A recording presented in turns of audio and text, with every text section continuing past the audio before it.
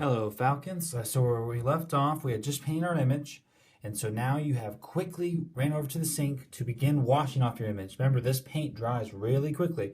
So the first thing you do is turn off the faucet. Oops, turn off the picture. Turn up the faucet all the way up. That way it has enough power to knock off some of that paint. So as you can see, I'm putting up my picture right up against the image.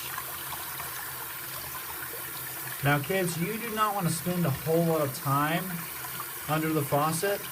If you get there quick enough from the paint, you shouldn't need that much time under the water to get all that paint off. Now if there's paint that's kind of stuck onto your image, like these little globs that aren't a part of the cracks, you don't really want those.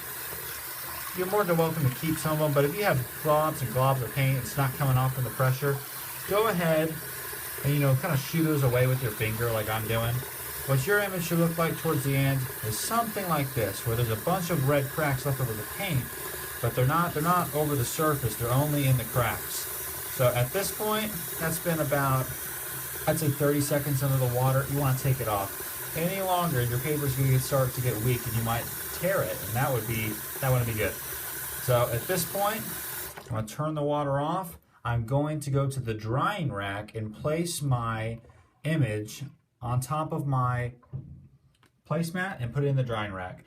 Another thing, after you've completed that, I would go back to the sink and wash your brush. So we made a big deal about talking about how this paint dries really quickly. Now we don't want that paint to dry in the bristles, and so as soon as you're done with your image, you want to come back and rinse off your brush. So kind of go like this. I like to wash it on my palm, my hand, to make sure I got all the paint out. As soon as the water's clear and it's not the color of that paint, it's not red running through my palm anymore, then I know I can stop. But make sure that brush is nice and clean, because we want to make sure these are kept nice.